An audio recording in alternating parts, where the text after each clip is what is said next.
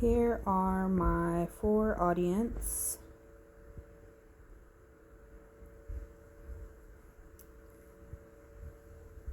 Then I will get this switched over.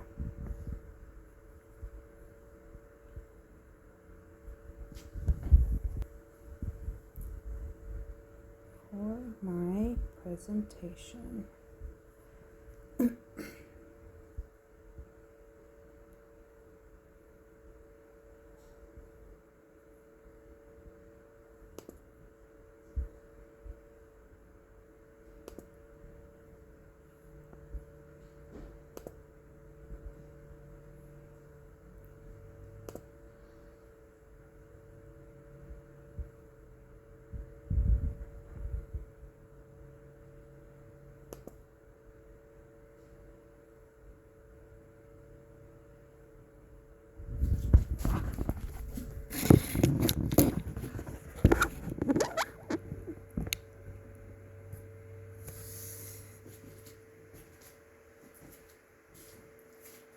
So my speech today is about the effects that unhealed trauma has on our society today, specifically and most importantly, our youth.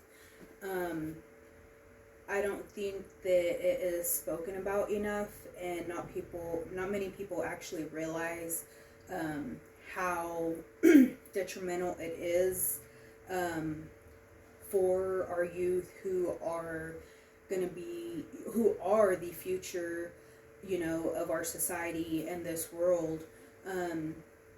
And so I've not ever met anybody that can tell me that they have absolutely no trauma in their life.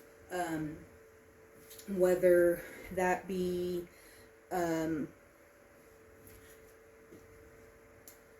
sexual abuse, physical abuse, verbal abuse, natural disasters, public humiliations, just all sorts of childhood traumas. Even adults, they experience trauma, and that carries on more than people would like to admit to our any kind of relationship. So, but one thing that we have to remember is that the trauma that we experience and the trauma that we go through and the effects that the trauma has had on us does not define us. I'm a 33-year-old, been through all sorts of childhood trauma, trauma as an adult.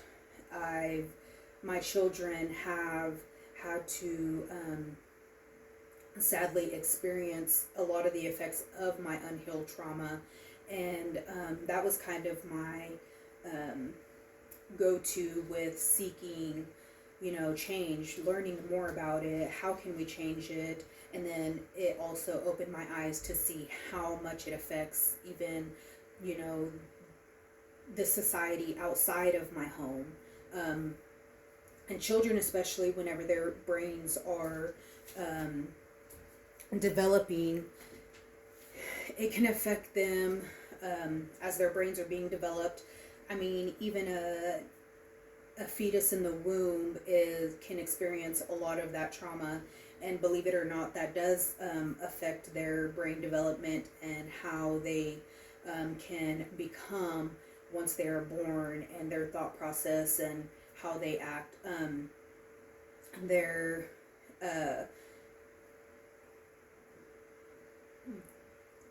What people don't realize is that whenever you have all sorts of traumas, no matter what it is, our brains, it can affect our thought process. It can affect the way that we respond and react to people. We start to compare and categorize people. Trauma bonds are created, which is something that not very many people realize they are creating with that unhealed trauma that they have in them. them trauma bonds with individuals that you are thinking are what you need in life, what you want in life, what is normal for you, is not necessarily how it should be. And it takes a lot for somebody to actually see that and recognize it and want to change that. Because a lot of the times those bonds are so strong that it really, really affects your thought process and the way that you think,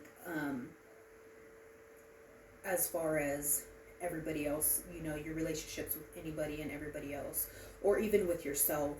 Um, a lot of the times relationships are also hindered because you compare and you categorize, similarities. That's very similar to what I felt whenever this natural disaster occurred, and so therefore I'm going to react or respond before it actually happens, which happens very often. A bunch of people, they react and respond to something that hasn't even occurred yet, just because they see a similarity in something that is not necessarily even occurred yet, or there's big possibilities that it won't even occur. And so one of the biggest things, like I said, is realizing how detrimental this is for yourself, for our youth, your relationships that you are in, relationships that you're creating or wanting to create. A lot of the times people self-isolate because they don't want to, they don't have no trust, they have trust issues, and so you have to have a very positive mindset to change, and want that change for yourself most importantly, but especially for our everybody around you, that truly wants to see the better in you. There's a lot of ways that you can get some form of help. There are, first of all, you're not the only one experiencing a loss. So there's a lot of support groups that you can go to, talk to them, get lots of information on what is around your community to assist you in that healing process. There's an EMDR therapy that not many people really know about whenever it comes to unhealed trauma. A lot of the times it's used more with people who have diagnosed PTSD, veterans that have been to war, just like severe traumatic trauma that they've been through. But it does not necessarily only help that. It can help even the smallest trauma that you have experienced in your life, and if you're wanting to change that. So healing, and something that we have to remember is that the healing process itself can feel like that trauma is reoccurring, like you're having to relive it, and so that's what a lot of people do not want to go through. But once you get past that reliving moment, then it only gets better from there, and it's totally worth it. Again, that trauma does not define you, and don't allow it to define you. Everybody is different. Everybody heals different. It can take people weeks to get over something. It can take people months. It can take people years. Do not let anything discourage you in your personal healing journey, because what you went through is not what so and so went through. No matter how similar it is, everybody perceives everything differently. Everybody takes everything in differently. Everybody heals differently, and so therefore, do not let it discourage you.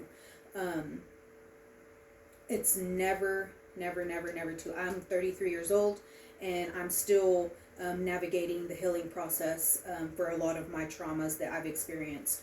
And that's 33 years of traumas that I'm having to heal. So don't ever feel like it's too late, like you're too old, or you're young enough to just get over it and learn how to live with it.